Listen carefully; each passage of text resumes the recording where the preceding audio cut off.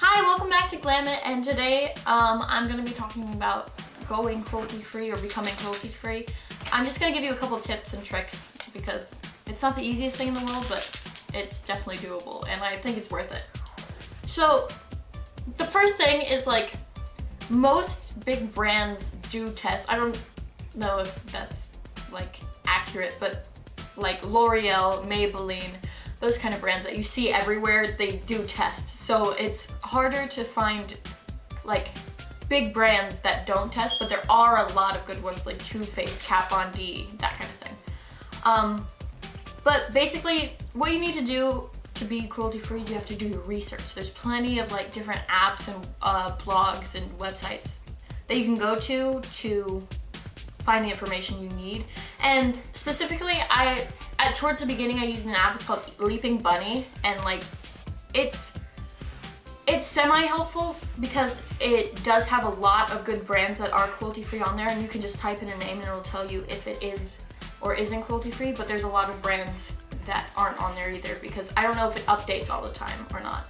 But for a while at the beginning I used to go through PETA, and there is a section of their website where you can like type in there is a section of their website where you can type in a brand and see if it is cruelty-free or not. But PETA isn't necessarily the greatest thing for the animal rights community. You can look that up yourself, but first I should probably explain why I'm cruelty-free. Well, you probably don't need to explain why you're cruelty-free, but I've been cruelty-free for about 3 years now, and it stemmed from me becoming a vegetarian freshman year. I'm not gonna explain why I'm vegetarian because like, but it started because I was doing a lot of research on the like meat industry and cruelty and like the food section of everything.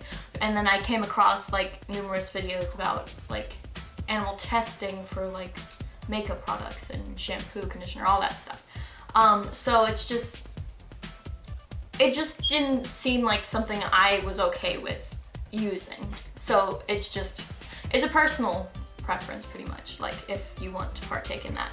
That's another thing about being cruelty-free is I don't think that you should try to force your views on other people. That's the way I am. Other people are very like straightforward about it, like, listen, do you know what's in your mascara? But I think that I like to enforce it in a positive way. Like if you're makeup shopping with one of your friends, you could like tell them you know they test on animals, right? And then I'm not gonna bash them for using it because like some people aren't in the right state of mind or financial or whatever. We'll go into money later. To become cruelty-free. And a lot of people are uninformed. A lot of people, like, other thing about when you are at like a store and you're looking at the back for like the bunny ears or the leaping bunny or just like this product doesn't test on animals. There are some brands that don't have that on it, but they don't test anyway. I can't think of any off the top of my head, but so like just because you don't see the bunny ears on it doesn't mean necessarily that they do test on animals, but I like to assume that they do just so I don't fund that on accident. With that, like, just like if there's any doubt, go without, that kind of thing. There's also a thing called third-party testing, and it's like the cruelty-free community is kind of split on it. Third-party testing is when there's a small company that doesn't test on animals, like say the Body Shop, and then it's owned by a larger like umbrella company that does produce products that do test on animals. Like the Body Shop, I think, is owned by L'Oreal, and then some people choose not to shop at the smaller stores because overall they think it's funding the umbrella brand. But in my opinion, I think that if you're funding the cruelty-free, it's like a vote. Like if the more cruelty-free brands are being funded as opposed to the ones that do test, it's kind of a vote. Because if they're getting more money on a certain brand because of that aspect, maybe that'll give them the final push to like, okay, if we're making money there, maybe if we just spread that single thing to all of our products, then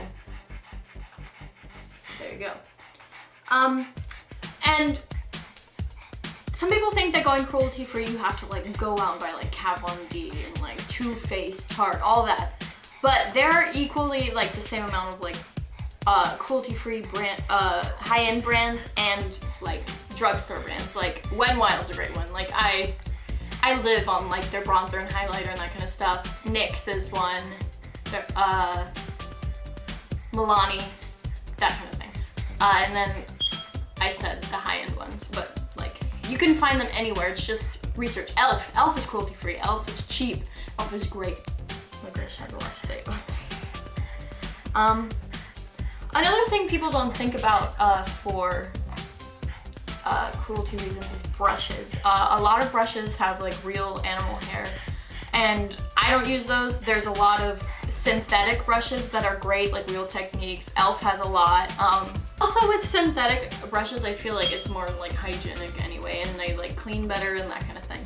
Keep in mind that when you're doing this, it's a learning experience and you will make mistakes. I bought stuff and then went home and like looked it up and I was like, oh, that's not cruelty free. But like you live and you learn, that kind of thing. So, and as you keep doing it and you get familiar with different brands, it becomes easier to like identify what tests and what doesn't. Usually it's like a lot of stuff that's made in China. This could be wrong. I think it's by law, like products that come from China have to test. I read that a while ago, so it might have changed, I don't know.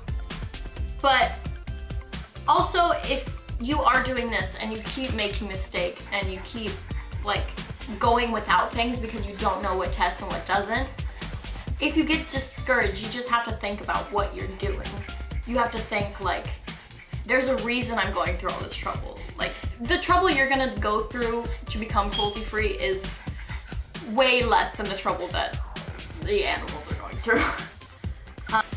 Alright, so that's all I have to say about becoming cruelty free. It's very rewarding and it's easy. It's so easy.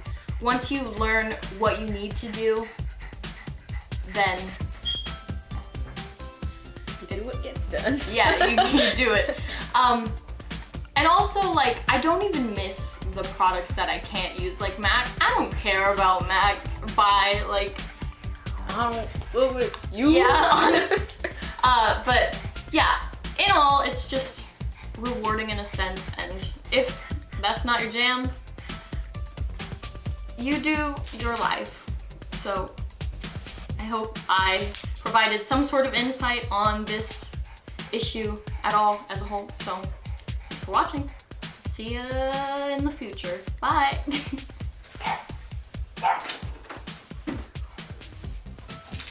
What's up, pup?